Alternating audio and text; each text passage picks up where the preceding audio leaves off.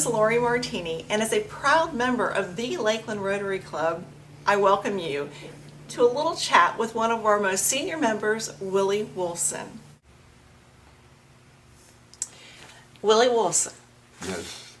You were born February 27th, 1917. Yes, if you do your arithmetic, that's 94 years ago. 94 years. And where were you born, Willie? Lakeland, Florida, right here on North Kentucky Avenue. Okay. And you joined the Lakeland Rotary Club January 13th, 1955. 1955, correct. Tell me how you were first exposed to Rotary. I've been exposed to Rotary all of my life, really. As you know, the Lakeland Rotary Club was formed in 1918, and my dad joined the club when it was a year old in 1919.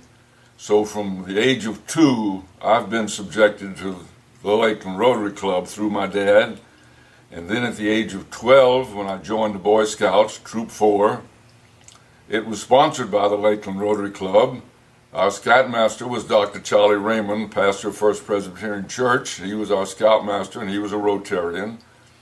And I can remember at least once a year, we were invited to come to the Rotary meeting and put on a program of life-saving and tower building and all sorts of scouting things. It was quite an experience. So I've grown up with the Lakeland Rotary Club. Well, you've been a member for quite some time. 56 years, I think it is. 56 years. All right. And in that time, in 1980, you got your Paul Harris Fellow. You were past president, or you were past... I was very fortunate. I was awarded the Paul Harris Fellow by the the governor at the time. Uh-huh. No, it was the president of Rotary International was down here for a big confab, and he put the pin on me. I remember that. Wow. I was very thrilled. Absolutely. That's quite an honor. Yes. That is quite an honor. You were president of the club in 1962?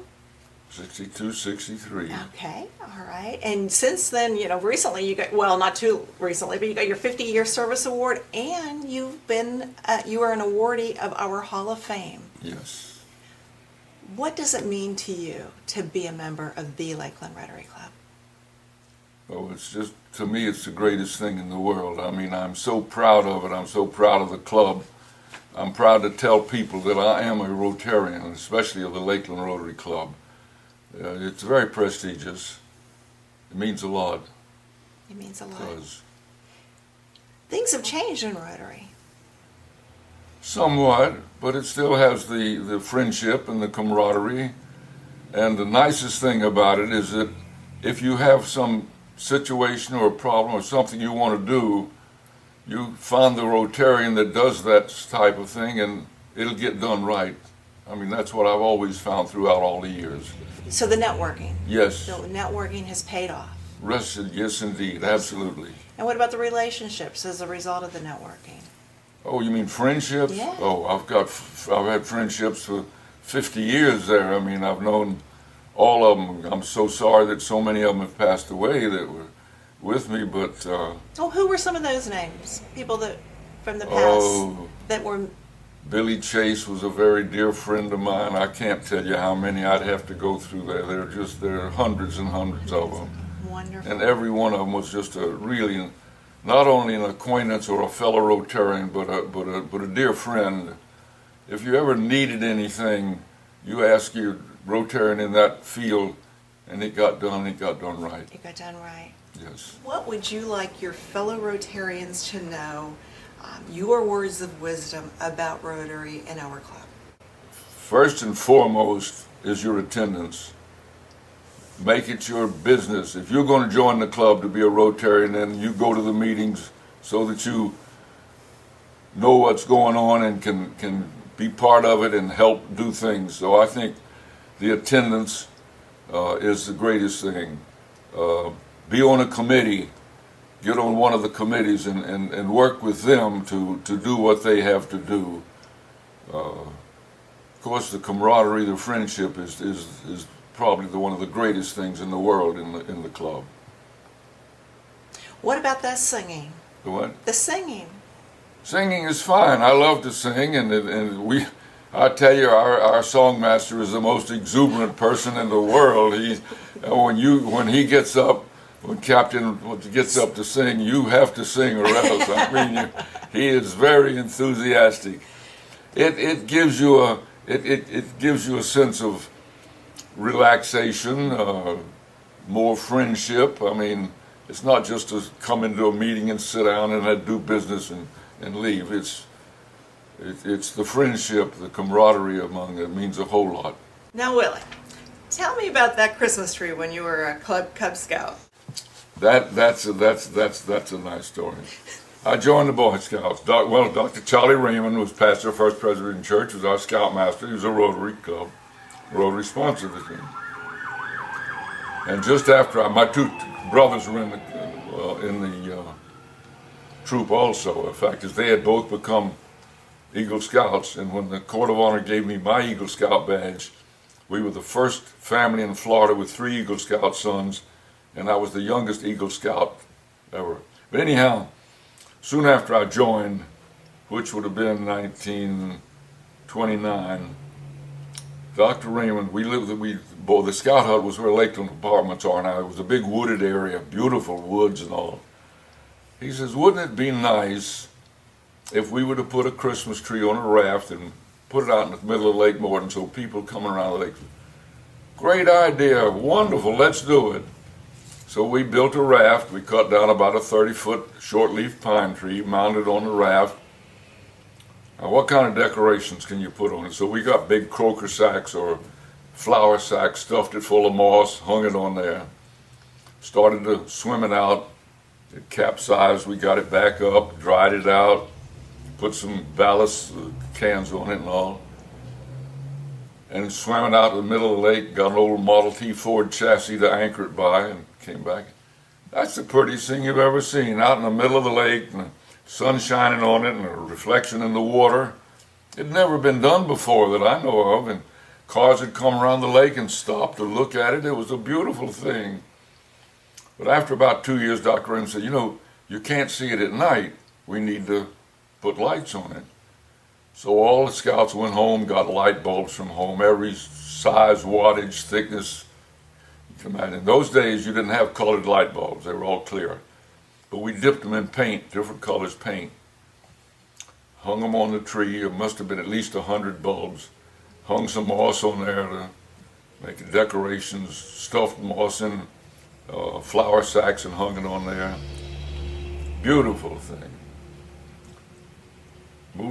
Swam it out to the middle of the lake, and we were going to have a ceremony that night to light it. Going to be the first night, and our parents came down. The city commission was there. The mayor was there. A lot of people were on the bank of the shore, and Dr. Raymond said a few words, and he had the wire coming from the tree out in the lake here, and the wire coming from the scout hut up here across the lake.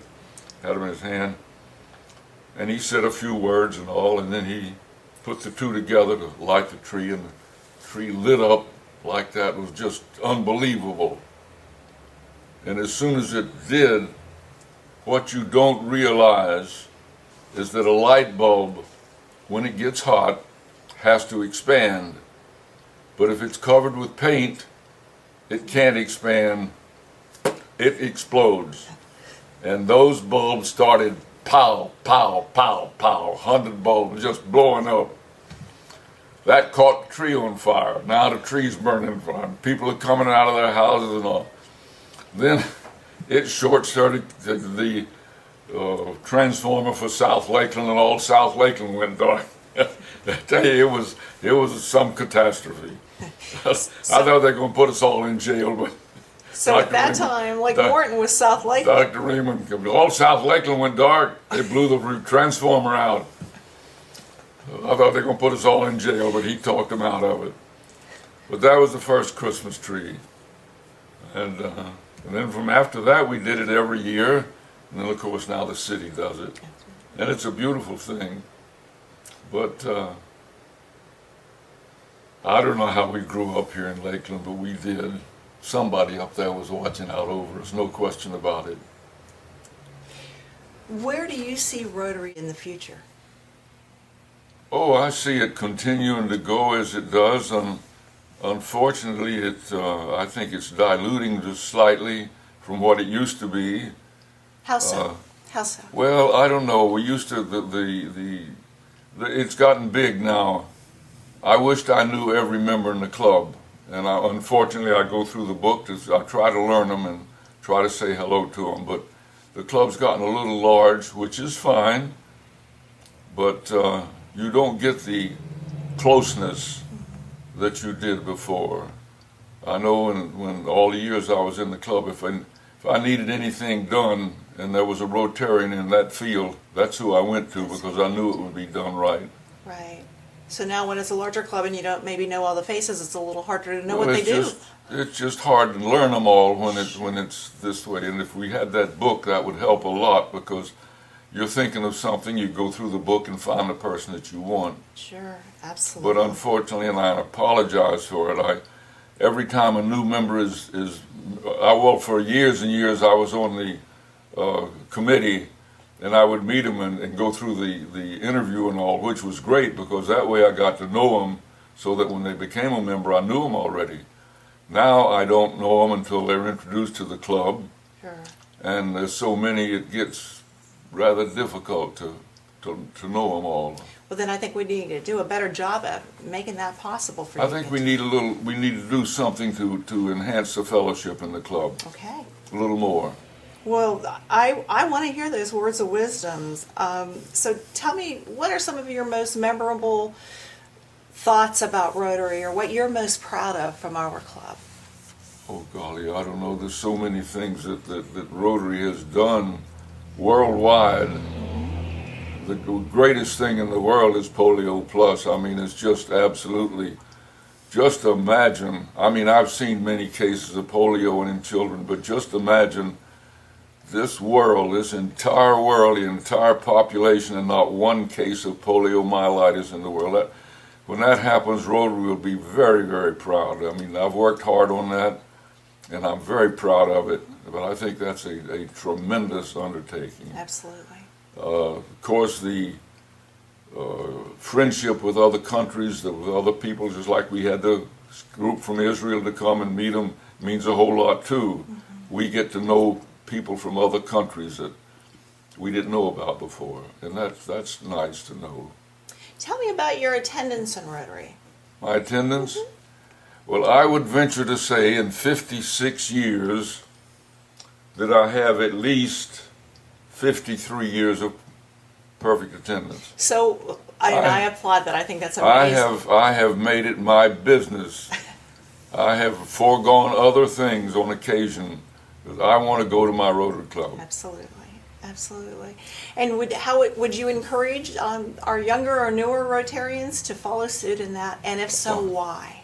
Well, I wish they would because they get more out of it. Mm-hmm. The more you put into it, the more people you know, the more friends you make in it, the more people you talk to, the more you know, the more interesting it is. And it's good for you, for your own knowledge. Absolutely. I've always, through the last 50-odd years, I need a job done, I look to see what Rotarian does that particular thing, and I call on them because I know it'll be done and done right. Whoever sees this video, that it's been an absolute magnificent honor and a pleasure, and I'm most appreciative, and I'm very thrilled and honored. Thank you very much. Willie, thank you very much for taking the time to come and share some experiences and memories with us. I think I want our club to know of the rich tradition that our club has had all these years, and I can't think of anyone better than to inform them and to tell us some of those wonderful stories. So thank you very much for taking time today. And thank you for watching.